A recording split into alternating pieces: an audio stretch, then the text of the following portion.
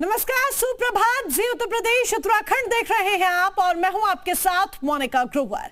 नई सुबह नई खबर में सबसे पहले बात करते हैं विधानसभा के बजट सत्र से शुरू हुई।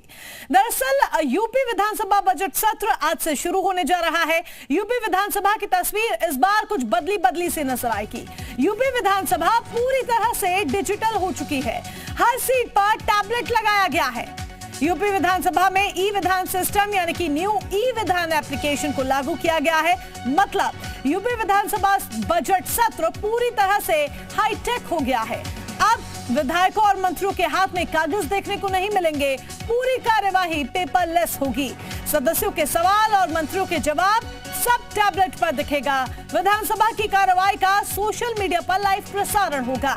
साफ है, उत्तर प्रदेश की विधानसभा देश की पहली ई विधानसभा हो गई है। 26 मई को यूपी का बजट पेश होना है।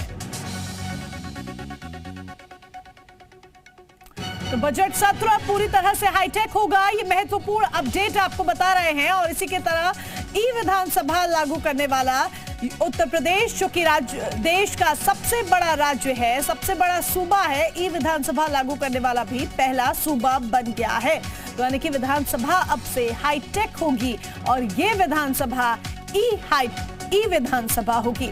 यहाँ पर आपको मंत्रियों के हाथों में कागज नहीं देखने को मिलेंगे, कागजों का बंडल देखने को नहीं मिलेगा। सबके पास टैबलेट है, सबकी सीट्स पर टैबलेट लगा दिया गया है। टैबलेट के जरिए ही जो है पूरा कार्यक्रम होगा, पूरा काम होगा। यानी कि जो सवाल जवाब है वो भी टैबलेट के जरिए ही होंगे। और सबसे बड़ी बात, पारदर्शिता रखी गई है। सोशल मीडिया पर लाइव प्रसारण इसका होगा। यानी कि तमाम लोग, उत्तर प्रदेश की पूरी जनता या फिर देश का कोई भी व्यक्ति इसे लाइव देख सकता है। क्या कुछ हो रहा है, किस तरह से हो रहा है, इस पूरी कार्यवाही का लाइव प्रसारण किया जाएगा। पारदर्शिता रखी जाएगी और ये पारदर्शिता जनता को भी पसंद आ रही है। तो एक नया एक्सपेरिमेंट, एक नई चीज देखने को मिल रही है। विधानसभा में ई विधानसभा हो गई है। यानी कि विधानसभा का बजट सत्र पूरी तरह से हाईटेक है। यूपी देश की पहली ई विधानसभा बनी है। इस बार विधानसभा में करीब 200 नए सदस्य भी हैं और ये नए सदस्य अपनी अपनी जो बात है वो किस तरह से रखते हैं और इस डिजिटल युग में, डिजिटल विधानसभा में, यानी कि ई विधानसभा के जरिए जो पूरी कार्यवाही होगी उसमें किस तरह से अपनी बात रखते हैं वो भी हम जरूर देखेंगे। बजट सत्र पूरी तरह से हाईटेक होने वाला है। बजट सत्र की शुरुआत से पहले 2 दिन का प्रशिक्षण कार्यक्रम भी रखा गया था।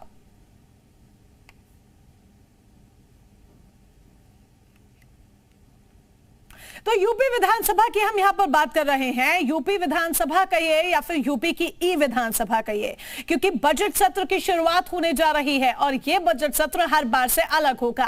अब नेशनल ई विधानसभा एप्लीकेशन क्या है, आप जरा यहां पर यह पहले समझ लीजिए।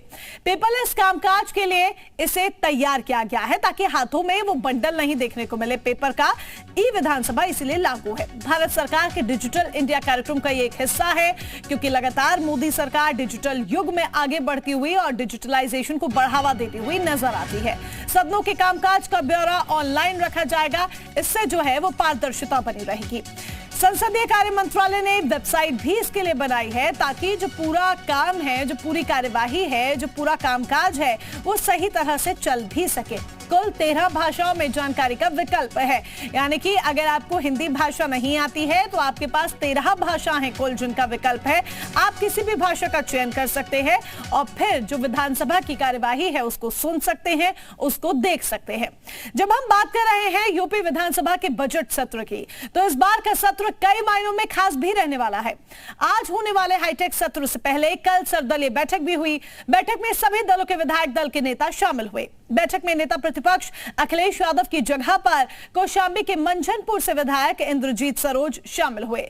सर्वदलीय बैठक में सीएम ने सभी पार्टी के नेताओं से सदन को शांतिपूर्ण ढंग से चलवाने में मदद की अपील की। यही नहीं, सर्वदलीय बैठक में सीएम योगी का मजाकिया अंदाज भी देखने को मिला। सीएम ने मजाक में फोटोग्राफर से कहा, आप लोगों के कैमरे में खन्ना जी की फोटो आ रही है या नहीं?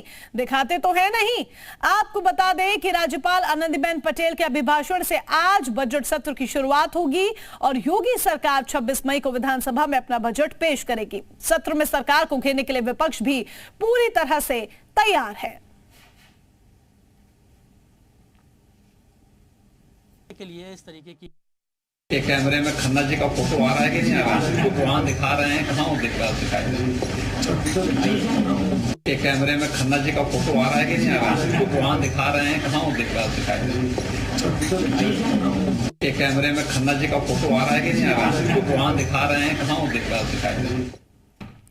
और अब एक और महत्वपूर्ण अपडेट आप तक पहुंचा दे। राज्यपाल आनंदीबेन पटेल से मिले हैं मुख्यमंत्री योगी आदित्यनाथ। राजभवन में सीएम योगी और राज्यपाल की मुलाकात हुई।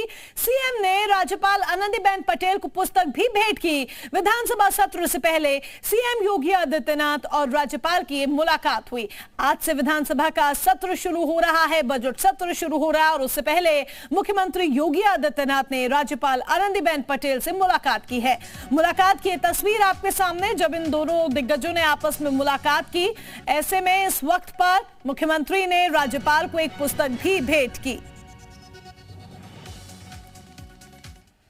लखनऊ में बीजेपी विधानमंडल दल की भी बैठक हुई। मीटिंग में सीएम योगी आदित्यनाथ मौजूद रहे। सभी मंत्री और विधायक भी बैठक में शामिल हुए। विधानसभा सत्र से पहले विधानमंडल दल की बैठक में सत्र को लेकर रणनीति बनाई गई है। तो बजट सत्र शुरू हो रहा है, जिसको लेकर पूरी रणनीति अख्तियार कर ली गई है। पार्टी की तरफ से सीएम योगी आदित्यनाथ भी इस बैठक में मौजूद रहे थे। तमाम मंत्री और विधायक भी बैठक में मौजूद रहे। कुल मिलाकर चूंकि विधानसभा का बजट सत्र आज से शुरू हो रहा है, तो इसको लेकर क्या रणनीति रहेगी, किस तरीके से आगे बढ़ा जाएगा, इसको लेकर मंथन हुआ। बीजेपी विधायक दल की बैठक के बाद संसदीय कार्य मंत्री सुरेश खन्ना और डिप्टी सीएम ब्रजेश पाठक ने क्या कुछ कहा है, आइए आपको सुनाते हैं।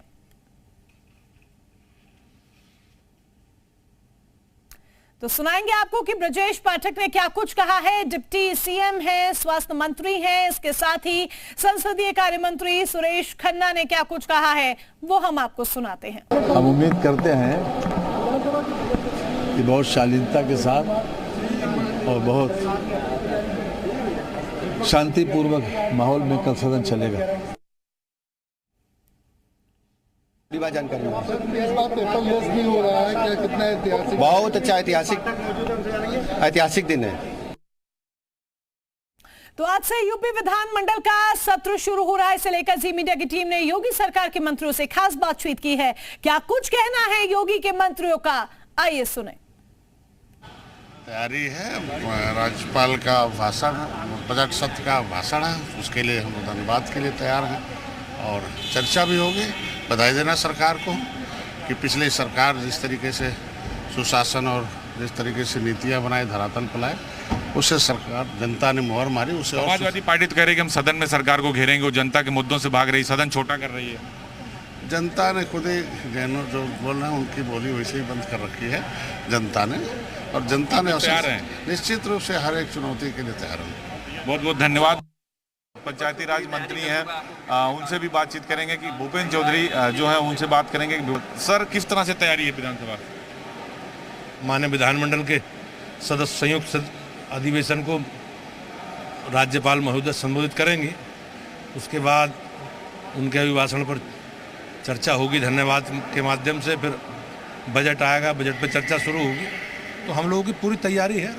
जो काम हम लोगों ने किए हैं माननीय मुख्यमंत्री जी के नेतृत्व में सुचारू रूप से उसे चर्चा हम करेंगे। विपक्ष की पार्टी कह रही है कि हम सरकार को घेरेंगे, सरकार सदन को छोटा चलाना चाहती है, 1 महीने चलाना चाहिए। नहीं, तो अभी जो कार्यमंत्रणा समिति में तय हुआ है उसमें हम लोग किसी भी विषय को लेकर कोई मौका किसी को नहीं देंगे, पूरा सदन चले, ये अपेक्षा है हमें। उसी आधार पर हम लोगों ने कार्यमंत्रणा समिति बनाई हुई। विपक्ष को जवाब देने के लिए किस तरह से तैयार हैं आप लोग? नहीं, हम लोगों ने जो काम किए हैं पिछले सरकार में, उन कामों की चर्चा हम जनता के बीच में करते रहे, सदन में भी अवगत कराएंगे सब लोग। बहुत बहुत धन्यवाद। ये थे पंचायती राज मंत्री भूपेंद्र चौधरी, जिन्होंने कहा कि हमारी तैयारी पूरी है, जनता के जो हमने काम किए हैं सदन में अवगत कराएंगे, राज्यपाल का भाषण होगा, विपक्ष अगर हमें घेरेगा तो हम उसका जवाब देंगे। वीडियो जर्नलिस्ट दिवाकर साथ अजीत सिंह, जी मीडिया, लखनऊ। मोहसिन रजा साहब भी हैं। सदन को किस तरह चलाने वाले हैं? देखिए, सदन को हम अच्छे से चलाएंगे। जन कल्याणी यहाँ पर चर्चाएं होती हैं, जनता ने मैंडेट दिया है और विपक्ष को भी एक सकारात्मक भूमिका में रहना चाहिए। अगर आप जनहित में आप काम करना चाहते हैं तो सदन चर्चा के लिए होता है, जनहित की चर्चा के लिए होता है, गाँव गरीब कल्याण के लिए होता है। वो तो कह रहे हैं हम विरोध करेंगे सदन। मैंने कहा ना कि उनकी प्रवृत्ति ही है विरोध करने की, तो अब क्या करेंगे? उन्होंने कभी जन कल्याणी काम किए ही नहीं है, इसीलिए जनता ने उनको नकार दिया है, दोबारा भी नकार दिया है। तो अभी भी सद्बुद्धि आ जाना चाहिए कि यहाँ चर्चा के लिए होता है सदन, जनहित की चर्चा की जाती है। उनको सीख भी लेना चाहिए कम से कम हमारे वरिष्ठ लोगों से। आप लोग तैयार हैं? हम बिल्कुल तैयार हैं, हर तरह से तैयार हैं। तो देखिए, मोहसिन रजा साहब थे जो हज समिति के अध्यक्ष भी हैं, उनका कहना है कि हम पूरी तरह से तैयार हैं। उनको सोचना चाहिए कि सदन कैसे चले। वो जनता के मुद्दों से भागते हैं, जनता के बीच नहीं जाते, इसलिए वो हाशिए पर है। वीडियो दिवाकर साथ अजीत सिंह जी, मीडिया, लखनऊ। एक तरफ आज बजट सत्र की शुरुआत होने जा रही है तो दूसरी तरफ समाजवादी घमासान है कि खत्म होने का नाम नहीं ले रहा है। आज सत्र से पहले कल सपा के विधानमंडल दल की बैठक में आजम खान और अब्दुल्ला खान नहीं पहुंचे। हालांकि आजम खान ने कहा कि वो आज पहुंचेंगे अगर उनकी तबीयत ठीक रही तो।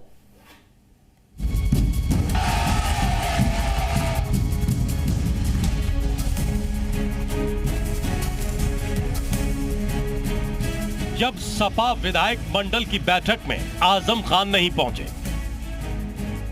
समाजवादी पार्टी की विधायक दल की बैठक में नहीं शामिल होंगे, ना ही उनके बेटे अब्दुल्ला आजम शामिल होंगे। हालांकि सपा के विधायक रविदास मेहरोत्रा जो सीतापुर जेल में मिलने गए थे, लेकिन मुलाकात आजम खान ने नहीं की। उनका कहना है कि उनका स्वास्थ्य खराब है, इसलिए नहीं आ रहे हैं। वो विधानसभा सत्र में शामिल होंगे।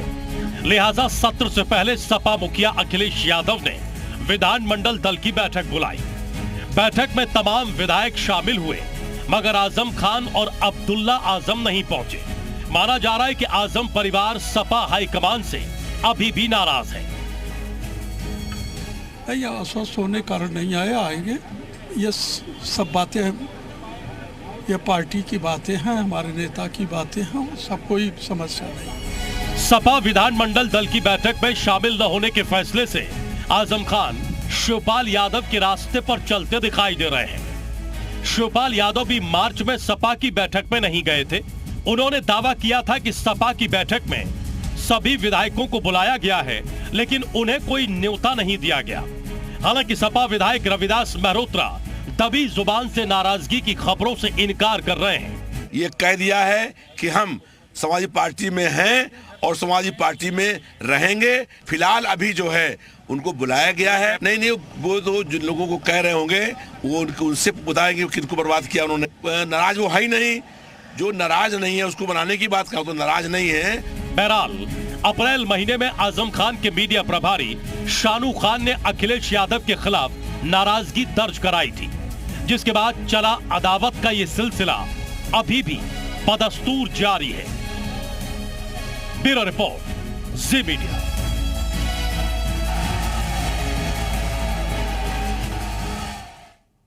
बात ज्ञानवापी विवाद से जुड़ी। अब वाराणसी में ज्ञानवापी मस्जिद से जुड़े 6 मामलों में आज सुनवाई होनी है। सुबह 10 बजे तक सभी पक्षों को कोर्ट में मौजूद रहने के लिए कहा गया है।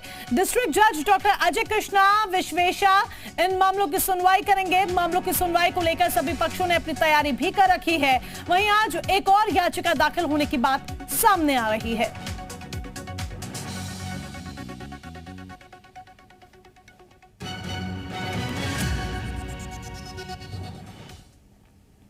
तो आज ज्ञानवापी मामले में सुनवाई होने जा रही है। ज्ञानवापी मस्जिद मामले में सुनवाई से पहले सबूतों और दावों का दौर भी जारी है।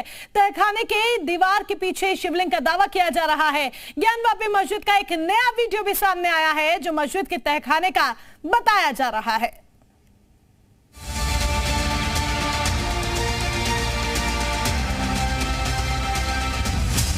तहखाने से खुलेगा शिवलिंग का राज।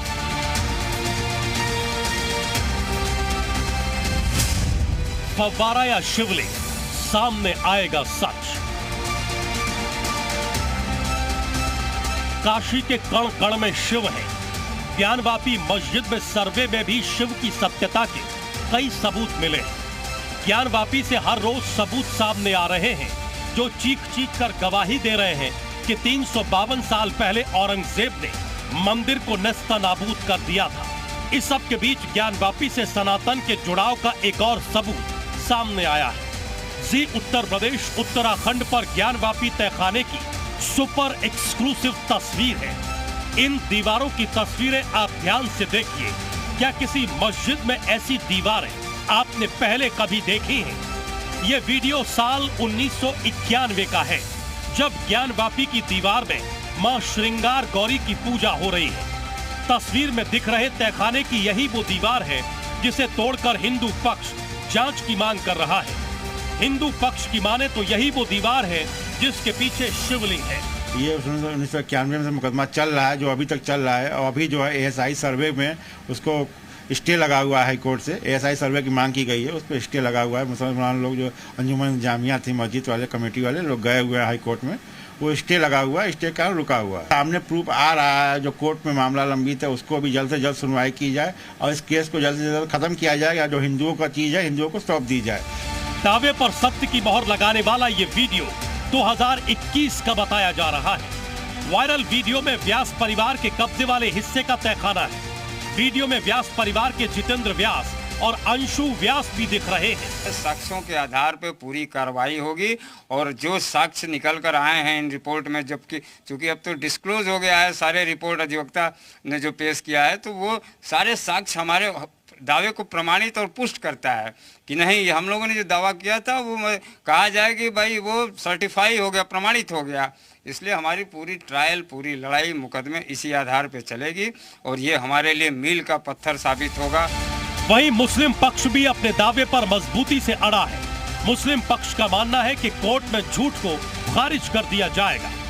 तो बिना विपक्षी को सुने जो मुकदमे का दावा, जिसको दावा बोलते हैं या हम लोग अंग्रेजी में उसको प्लेंट कहते हैं, अगर प्लेंट के पढ़ने से ही यह समझ में आवे कि यह प्लेंट किसी कानून से बाधित है या जो मुकदमा दाखिल कर रहा है उसको कोई कॉज ऑफ एक्शन नहीं है, उसको कोई मुकदमा दाखिल करने का राइट नहीं है, तो ऐसी स्थिति में यह मुकदमा जो है आर्टिकल 7 और 11 में प्रारंभिक स्तर पर ही खारिज कर दिया जाता है। बहरहाल ज्ञानवापी मामले में वाराणसी के जिला जज सोमवार को सुनवाई करेंगे, जिसके बाद यह तय होगा कि ज्ञानवापी मंदिर है या फिर मस्जिद। ब्यूरो रिपोर्ट, जी मीडिया।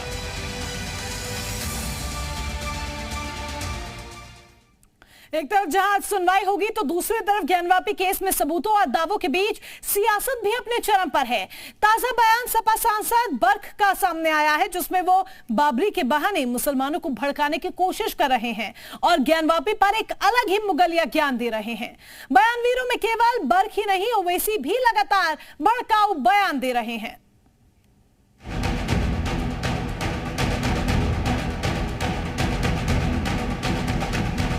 कोई मंदिर नहीं ढाया गया, हमेशा मस्जिद ना मंदिर ढाकर बनाई जाती है, न उस पर नमाज हो सकती है। एक बाबरी मस्जिद को खोया, आप दूसरी मस्जिद तो हरगिज नहीं खोएंगे।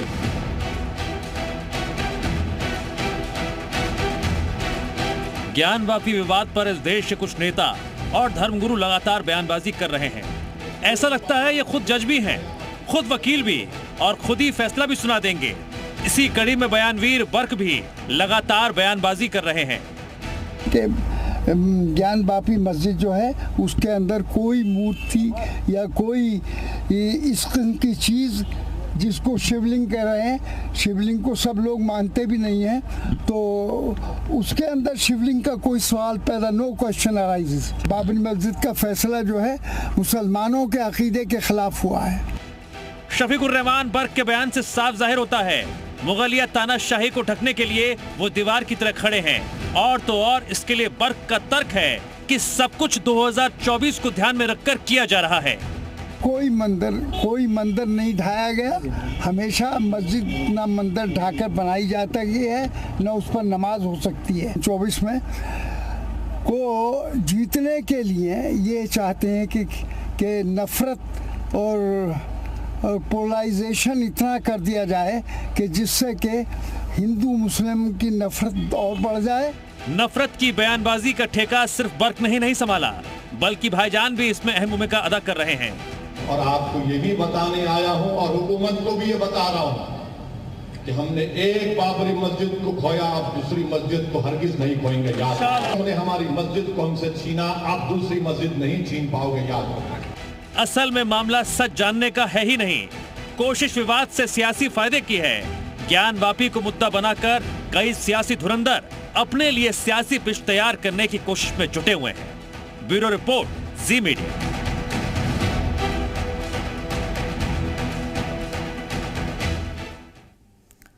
आगे बढ़ते हैं। ऐतिहासिक इमारत कुतुब मीनार के परिसर में कोई खुदाई नहीं होने जा रही।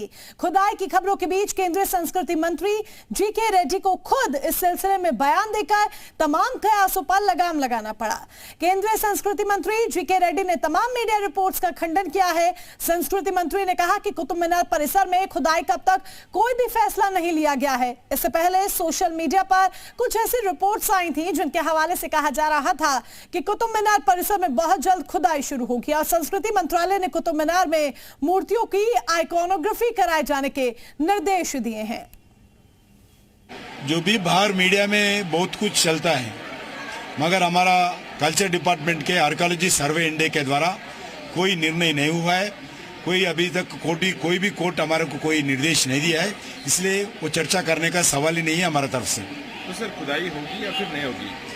हम वो चर्चा करने के लिए सवाल ही नहीं होता, क्योंकि ऐसे में कोई निर्णय नहीं हुआ सरकार के द्वारा, कोई जजमेंट भी कोर्ट भी हमारा कोई आदेश नहीं दिया है, इसलिए इस विषय पर कोई चर्चा हम नहीं करेंगे।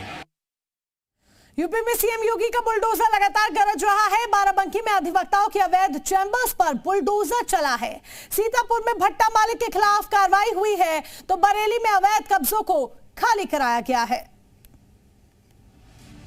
शहर शहर बाबा का बाहुबली अवैध निर्माण के खिलाफ कहर बरपा रहा है। पीले पंजे के खौफ से माफिया दहशत में है। पूरे सूबे में अतिक्रमण पर योगी सरकार का अतिक्रमण जारी है।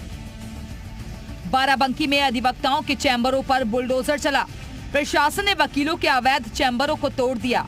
मौके पर वकीलों ने जमकर बवाल काटा। दरअसल अवैध चैम्बर लखनऊ अयोध्या मार्ग पर बने थे। रोड किनारे बने अवैध चैम्बर से रोजाना जाम लगता था। हालांकि प्रशासन की कार्रवाई पर वकीलों ने नाराजगी जाहिर की। कार्रवाई के दौरान वकीलों और आलाधिकारियों के बीच धक्का मुक्की भी हुई। पुलिस ने महामंत्री समेत 2 वकीलों को हिरासत में लिया है। सीतापुर में महोली तहसील प्रशासन ने भट्टा मालिक के खिलाफ कार्रवाई की है। भट्टा मालिक ने कई सालों से चक मार्ग पर ईंटों को लगाकर कब्जा कर रखा था। लोगों की शिकायत पर एसडीएम ने जब जांच कराई तो ग्रामीणों की शिकायत को सही पाया गया, जिसके बाद एसडीएम बुलडोजर के जरिए चक मार्ग को खाली कराने पहुंचे। प्रशासन ने भट्टा मालिक अशोक कुमार के खिलाफ 1,30,000 का जुर्माना भी लगाया है। इतना ही नहीं, चक मार्ग पर लगी 70,000 ईंट को भी तहसील प्रशासन ने जब्त कर लिया है। उधर बरेली के प्रेमनगर थाना क्षेत्र के डीडीपुरम इलाके में अवैध कब्जों पर प्रशासन ने बुलडोजर चला दिया। इस मौके पर बड़ी संख्या में पुलिस फोर्स तैनात रही। इसके बावजूद कुछ महिलाएं बुलडोजर के ऊपर चढ़कर नगर निगम की कार्रवाई को रोकने की कोशिश करती नजर आईं, जिसके बाद पुलिस फोर्स ने मोर्चा संभाला तो विरोध कर रही महिलाओं की पुलिस और नगर निगम कर्मचारियों से नोकझोंक भी हुई। ये तमाशा काफी देर तक चलता रहा। बाद में पुलिस ने विरोध कर रही महिलाओं को बुलडोजर से हटाया, तब जाकर अवैध कब्जे पर कार्रवाई हो सकी। दरअसल नगर निगम का दावा है कि कुष्ठ आश्रम की जमीन पर कुछ लोगों ने कब्जा कर लिया था, जिसकी शिकायत पर नगर निगम ने कार्रवाई की।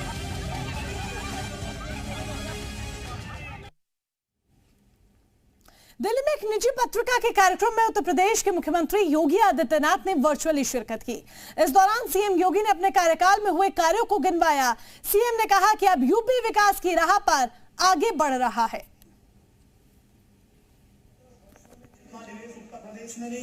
और नया उत्तर प्रदेश, प्रधानमंत्री मोदी जी के नए भारत का नया उत्तर प्रदेश, एक भारत श्रेष्ठ भारत की परिकल्पना में निरंतर सहभागी बनकर के हम आगे बढ़ाने का कार्य करेंगे। इस पूरे अभियान को आगे बढ़ाने का कार्य करेंगे।